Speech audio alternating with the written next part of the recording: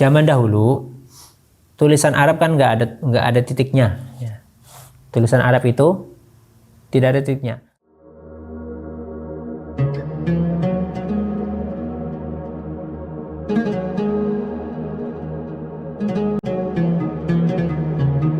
Bismillahirrahmanirrahim. Qala al-Imam Al-Busiri rahimahullahu taala wa nafa'ana bihi wa bi ulumihi fid dharain amin. Melanjutkan kajian kemarin bahwasanya pasukan-pasukan Islam ini dibawa oleh para sahabat yang selalu nyembadani panggilan-panggilan Allah untuk berperang. Mereka berperang menghabisi orang-orang kafir, menumpas semua kekufuran dengan senjata yang paling hebat, yaitu senjata keimanan mereka yang sangat kuat dan juga mental mereka yang sangat pemberani. Sehingga hatta ghadat sehingga dadi millatul islami opo agama Islam, wahya hale utawi millatul Islam iku bihim dijogo kelawan kulli muntadibin. Mimba de gurbatiha saking sawise asinge millatul Islam mausulatar rahimi hale wong kang disambung sanak familine. Agama Islam yang diperjuangkan oleh para sahabat ini menjadi rame. Kalau terjemahan sesuai teksnya begini. Sehingga agama Islam yang dibawa oleh para sahabat setelah yang tadinya ini merupakan agama yang asing, sekarang menjadi agama yang disambung persaudaraannya. Orang kalau silaturahim itu rame. Ya, apalagi sebentar lagi kita mau lebaran, coba. Kalau ada acara kumpul keluarga, silaturahmi halal bihalal itu ya. Itu kan nanti kalau halal bihalal kan pada silaturahmi kumpul di satu tempat kan jadi rame. Ya, kita satu rombongan nih mengunjungi paman-paman kita, mengunjungi uak-uak kita misalkan. Kan kumpul di situ tuh, ada anak, cucu, keponakan, menantu, kumpul jadi rame. Nah, ini maksudnya demikian. Agama Islam setelah diperjuangkan oleh para sahabat, yang awalnya ini asing, sekarang menjadi ramai. Itu maksudnya seperti itu.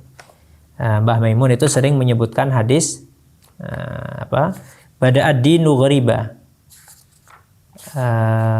Kemudian gimana? Bada'ad dinu ghariba. Wa sayaudu ghariba.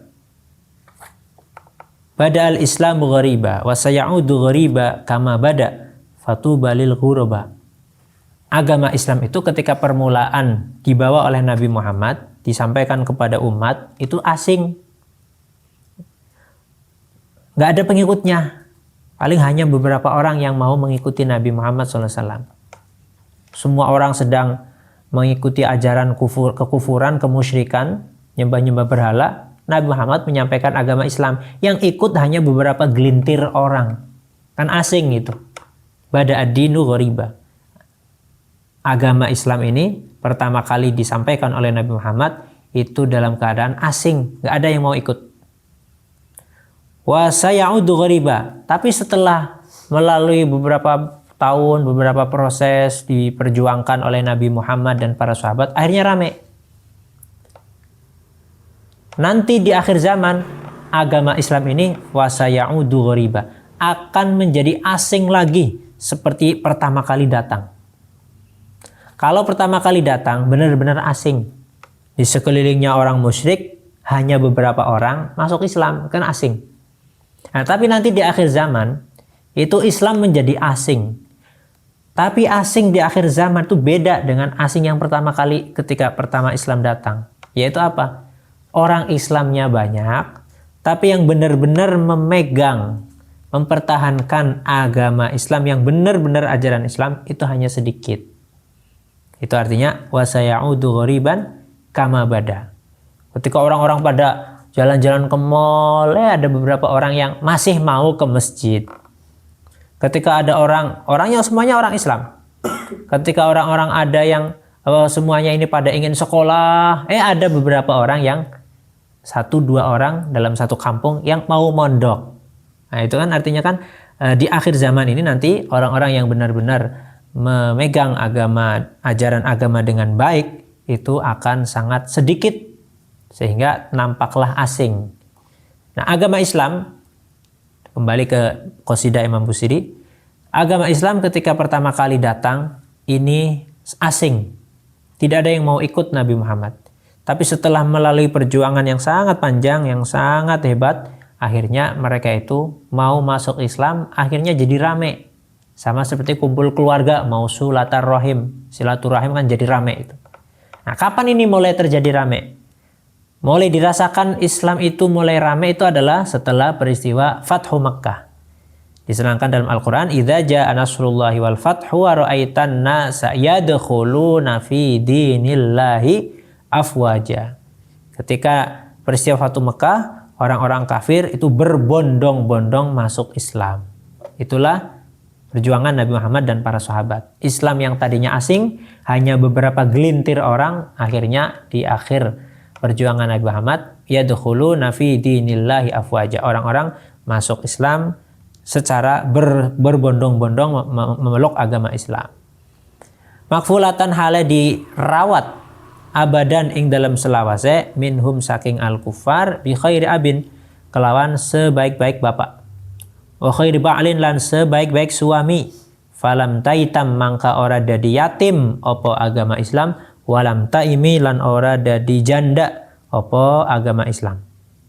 Agama Islam ini setiap saat, dari masa ke masa, dari zaman pertama kali disampaikan oleh Nabi Muhammad hingga sekarang, itu akan dijaga oleh bapak yang baik, suami yang baik, sehingga agama itu tidak akan menjadi anak yatim dan tidak akan menjadi janda.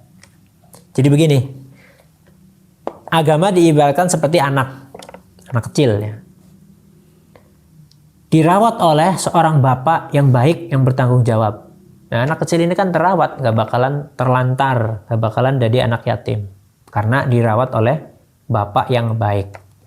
Atau perumpamaannya, tasbihnya, agama ini seperti seorang istri, seorang perempuan.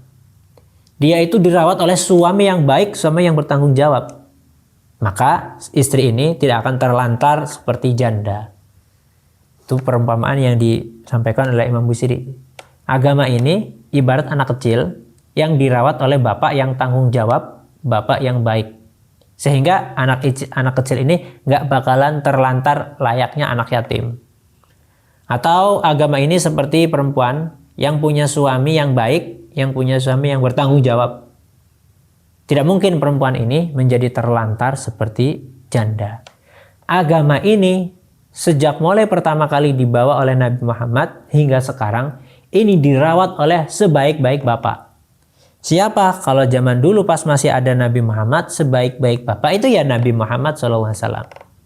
Agama Islam ini gak bakalan rusak, gak bakalan terlantar, karena dirawat langsung oleh Nabi Muhammad SAW.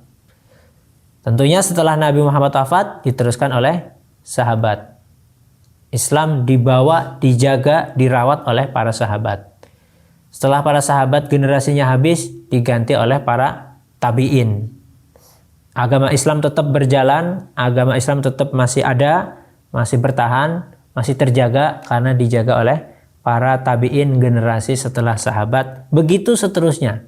Diganti oleh para ulama sampai zaman sekarang.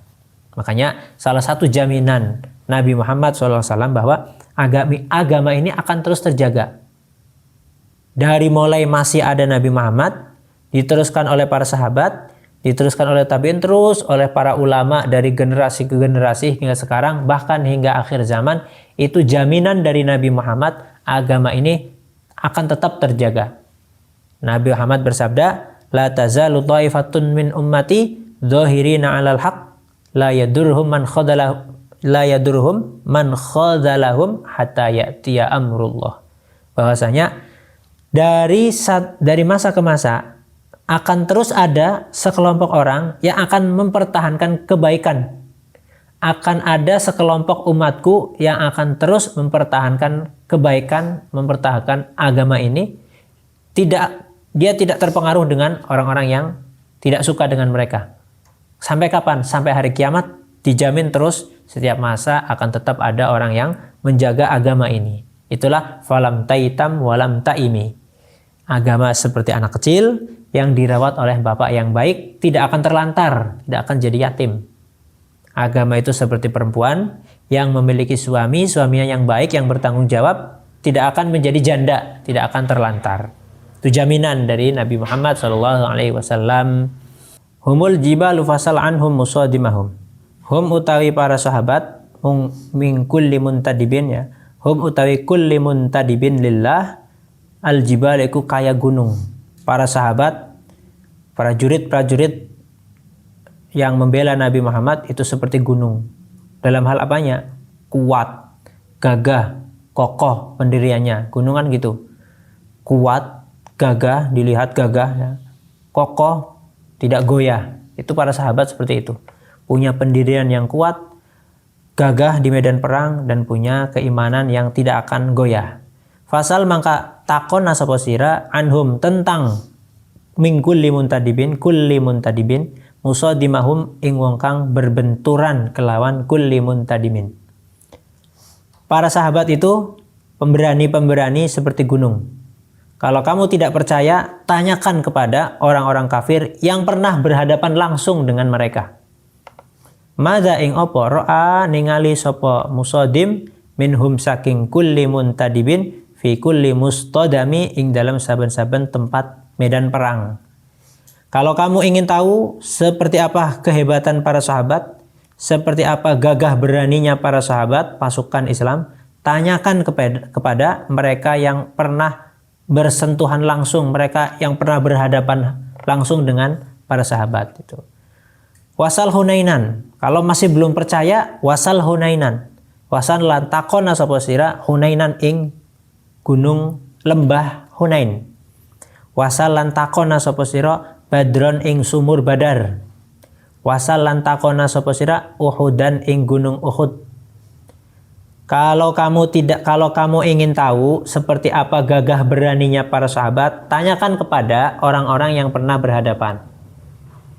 Kalau kamu nggak percaya dengan cerita mereka, kan sama-sama manusia ya, barangkali mereka itu bohong. Ya sudah, tanya kepada lembah Hunain.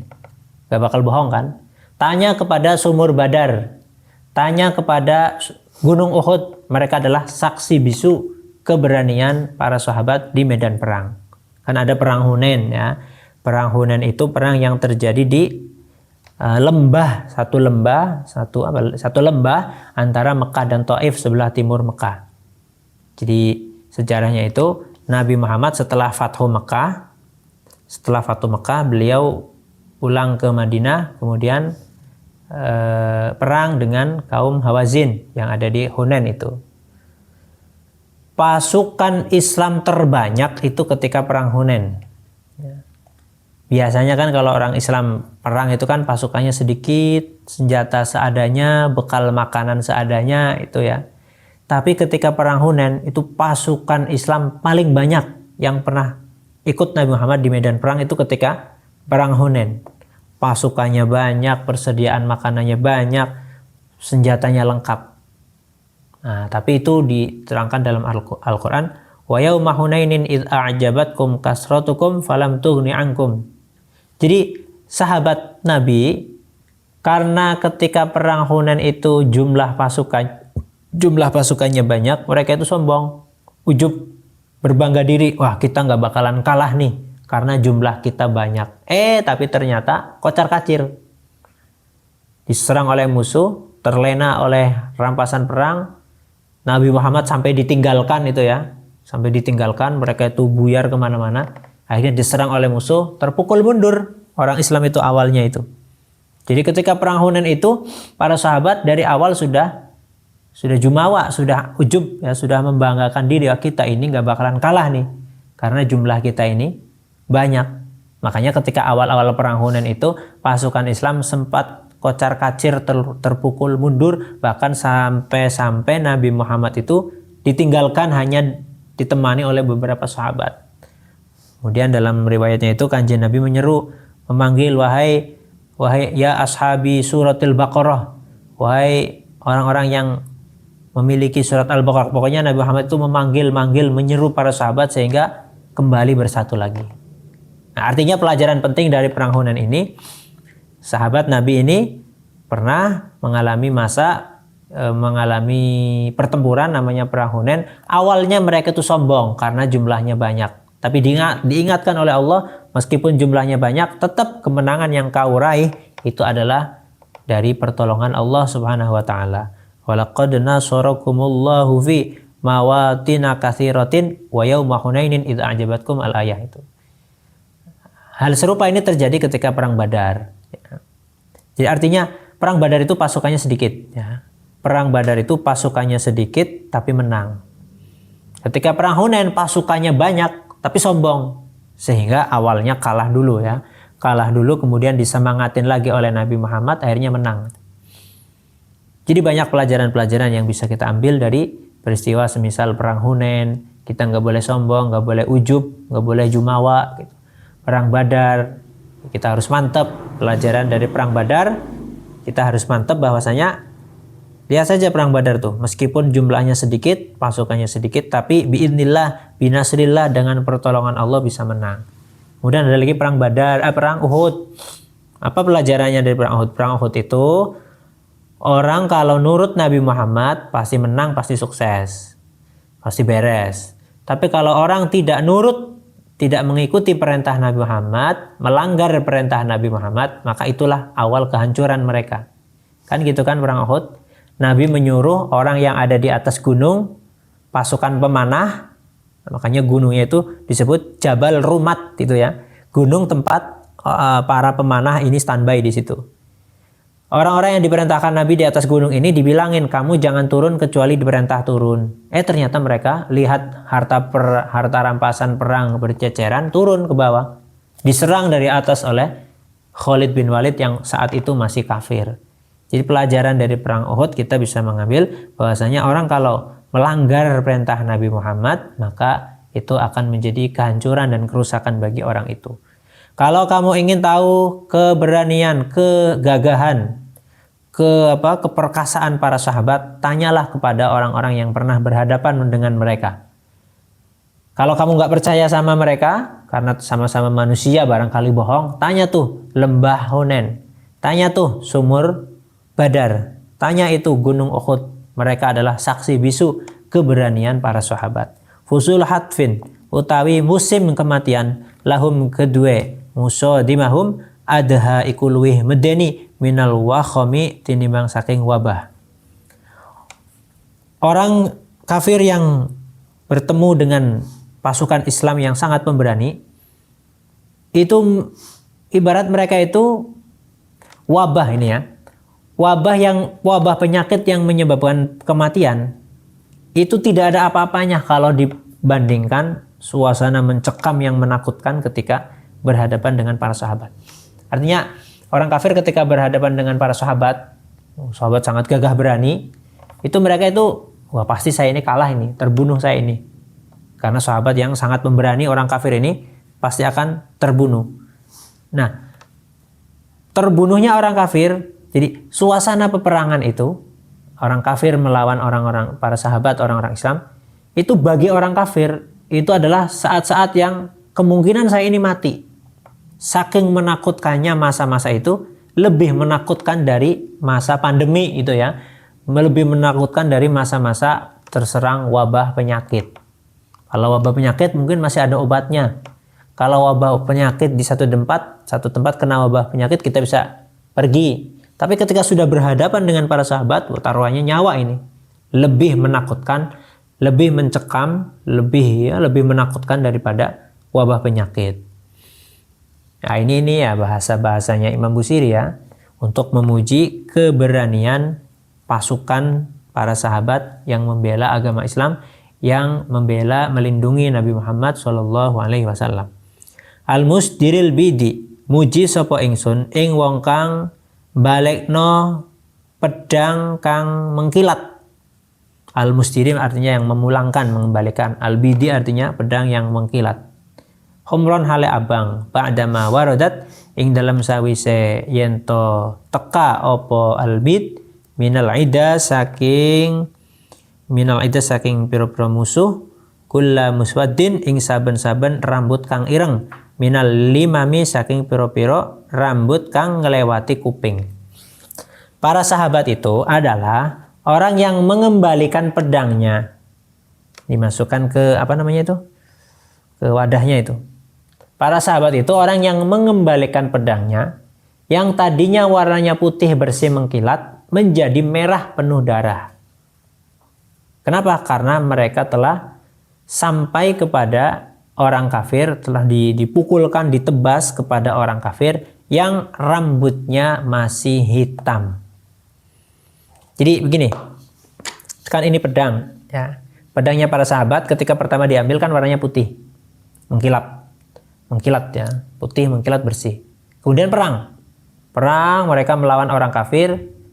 Setelah dipukulkan pedangnya itu, ditebas ke lehernya atau ke badannya orang kafir, diambil lagi, kan jadi warna merah karena sudah berlumuran dengan darah. Nah, orang kafir yang dihadapi itu adalah kulla muswaddin minal limami. Jadi yang dihadapi oleh pasukan Islam itu adalah orang yang rambutnya masih hitam. Rambutnya masih hitam. Berarti artinya orang kafir yang dihadapi oleh pasukan Islam itu orangnya masih muda, masih gagah. Coba misalkan gini nih. Ada satu pasukan perang, kemudian dia menang. Ternyata musuhnya sudah tua-tua semua. Musuhnya rambutnya sudah putih semua, udah tua, umur 50 ke atas, 60 ke atas. Kan gak hebat. Perang, menang, ternyata musuh yang dihadapi orangnya sudah tua, sudah tidak punya tenaga. Itu kan gak hebat. Tapi para sahabat itu digambarkan mereka itu bisa menang perang dan musuh yang dihadapi ini masih muda, rambutnya masih hitam. Berarti kan musuhnya orang kafir ini adalah orang-orang yang gagah berani. Tapi orang Islam bisa diberi kemenangan oleh Allah Subhanahu wa taala. Itu kulla muswaddin minal limami. Jadi bahwa lawannya pasukan kafir yang dihadapi oleh para sahabat, orang pasukan Islam itu adalah orangnya masih muda. Orangnya masih muda, musuhnya masih muda, masih gagah, sehingga saking hebatnya mereka para sahabat dan juga atas pertolongan Allah Subhanahu wa taala akhirnya umat Islam diberi kemenangan. Wal katibina lan piro-piro tentara kang nulis bisumril khati kelawan kayu khat, kayu untuk nulis ya. Ma tarokat orang ninggal opo sumril khat, ma tarokat orang ninggal opo aklamuhum piro-piro pulpene al katibin harfa jismin ing huruf kang rupa jisim ghairu munajmi hale ora dititiki. Jadi ibarat gini. Ibarat tuh begini. Zaman dahulu tulisan Arab kan nggak ada titiknya. Ya. Tulisan Arab itu tidak ada titiknya. Ba, ta, sa, nun sama itu, nggak ada titiknya. Kayak lengkung aja gitu. Tidak ada titiknya. Sin sama shin nggak ada bedanya, nggak pakai titik. Jim, ha, kho itu juga nggak ada bedanya karena nggak dikasih titik. Qaf sama fa gitu. Shod sama dot, to sama zo itu nggak ada bedanya karena tidak dikasih titik. Nah, untuk membedakan huruf-huruf hijaiyah itu kan harus dikasih titik. Ba titiknya 1 di bawah, ta titiknya 2 di atas, sa titiknya 3 di atas, jim ada titiknya di bawah, kho ada titiknya di atas, ha nggak pakai titik. Jadi ada tulisan nih ya, ada tulisan tanpa titik, ada tulisan tanpa titik. Kemudian saya pegang pulpen.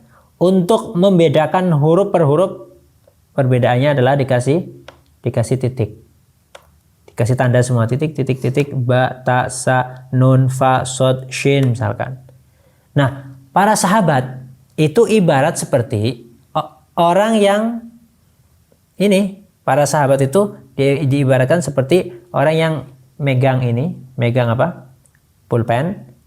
Kemudian dia ada tulisannya tanpa titik, dikasih titik, tul, titik gitu. Mereka di medan perang membawa pedang. Ini pulpennya, pedang. Setiap orang kafir semuanya dikasih tanda, ditebas semua pakai pedangnya itu. Jadi ibarat kalau saya nulis ada tulisan tanpa titik, untuk membedakan huruf-hurufnya kita kasih titik 2, titik 1 di bawah, titik 1 di atas dan seterusnya. Para sahabat bawa pedang, maju di medan perang. Tuh ada orang kafir banyak tuh. Semuanya tanpa terkecuali ditebas, dipukul menggunakan senjata yang mereka bawa. Yang pakai panah, pakai tombak atau pakai pedang. Itu yang dimaksud Qal katibina bisumril khatimah tarkat aqlamhum harfa jismin ghairu munajimi. Para sahabat itu seakan-akan diumpamakan sebagai orang yang sedang menulis pakai pulpen. Semua huruf yang ada di buku ini semuanya dikasih tanda pakai titik, pakai pulpen ini. Para sahabat maju medan perang, dia membawa pedang, membawa tombak, membawa senjata. Semua orang kafir semuanya akan diserang, akan dilukai, bahkan ada yang dibunuh dengan senjata yang mereka bawa itu. Jadi itu perumpamaan ya, perumpamaan yang disampaikan oleh Imam Busiri tentang para sahabat. Artinya para sahabat ketika di medan perang itu semua orang kafir mereka serang tanpa terkecuali, bahkan meskipun itu keluarganya. Kan kita kan tahu para sahabat sebagian ada yang asli Mekah kan, hijrah ke Madinah, orang muhajirin. Ketika berperang melawan kafir Quraisy, tentunya yang mereka lawan adalah kerabatnya sendiri, saudaranya sendiri. Ini digambarkan oleh Imam Busiri bahwasanya para sahabat di medan perang itu seperti orang yang memegang tulisan. Semua huruf-huruf yang ada di kertas di hadapannya itu semuanya dikasih tanda, dikasih titik. Atau kalau misalkan kayak kita ya, kita ini punya buku, semuanya nggak ada harokat. Ada tulisan Arab nggak ada harokatnya nih. Supaya kita bisa baca, semuanya kita kasih harokat. Tanpa terkecuali, semuanya kita kasih harokat.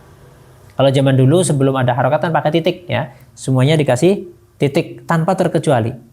Begitulah para sahabat. Semua orang kafir mereka serang tanpa terkecuali. Walaupun itu kerabatnya, walaupun itu adalah keluarganya sendiri. Kan pernah diceritakan bahkan Nabi Muhammad itu dalam sebuah peperangan itu pernah menawan atau menangkap seorang kafir, ternyata yang ditangkap adalah menantunya sendiri, Abul As ya. Abul As suaminya Sayyidah Zainab itu.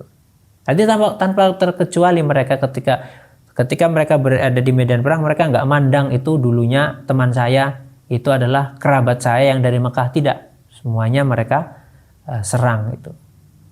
Kayak orang nulis semuanya dikasih harokat, semuanya dikasih titik itu, tidak terkecuali. Syakis silah wong kang piro-piro wong kang kuat senjata nih. Lahum ikut tetap kedua para sahabat sima utawi tanda tumayyizuhum kang bedaaken. Sima utawi tanda tumayyizuhum kang bedaaken opo sima hum ing para sahabat. Wal wardu utawi mawar yamtazu iku dadi beda apa al wardu bisima kelawan tanda minas salami tinimbang saking wit salam. Para sahabat itu orang yang kuat senjatanya. Tadi ya sudah disebutkan bahwa senjatanya itu bukan hanya pedang, tombak, panah, bukan, tapi mereka punya senjata yang paling kuat yaitu senjata keimanan. Mereka itu memiliki tanda yang membedakan mereka dengan yang lain. Seperti halnya bunga mawar dengan bunga salam, tumbuhan mawar dengan tumbuhan salam itu sama-sama punya duri. Tapi yang namanya mawar tetap beda dengan salam ya. Jadi ada tumbuhan namanya mawar ya, ada tumbuhan yang namanya tumbuhan salam. Itu sama mirip bentuknya, sama-sama punya duri. Tapi bunga mawar itu punya ciri-ciri khas yang tidak dimiliki oleh tumbuhan salam, yaitu apa? Bunganya halus, baunya wangi. Begitu para sahabat. Para sahabat dengan orang kafir Quraisy itu sama di medan perang, sama, yaitu sama-sama bawa senjata. Sama-sama bawa senjata, sama-sama pakai baju perang, sama-sama bawa tombak, sama-sama naik kuda. Tapi ada satu hal yang membedakan mereka. Ada sima, ada tanda-tanda yang membedakan antara para sahabat dengan orang kafir Quraisy, yaitu apa? Lahu iman, lahum al-iman. Para sahabat itu memiliki iman, wasabatul qalbi, punya hati yang mantap, punya hati yang benar-benar teguh itu. Jadi syakis silahi lahum sima tumayyizum, syakis silahi lahum sima tumayyizum. para sahabat itu senjatanya kuat. Kalau bicara senjatanya kuat, orang kafir juga senjatanya kuat. Orang kafir, para sahabat naik kuda, orang kafir naik kuda. Para sahabat bawa tombak, orang kafir bawa tombak. Para sahabat bawa panah, orang kafir bawa panah. Tapi apa yang membedakan? Dua pasukan ini sama-sama punya senjata, sama-sama punya kuda, sama-sama punya baju besi, baju baja. Yang membedakan adalah para sahabat itu punya keimanan yang sangat kuat, punya hati yang sangat teguh, punya mental yang sangat kuat, tidak goyah itu. Itu yang membedakan mereka. Tuhdi ilaika riyahun nasri wallahu a'lam bishawab. Subhanakallahumma bihamdik asyhadu an la ilaha illa anta astaghfiruka wa atubu ilaik.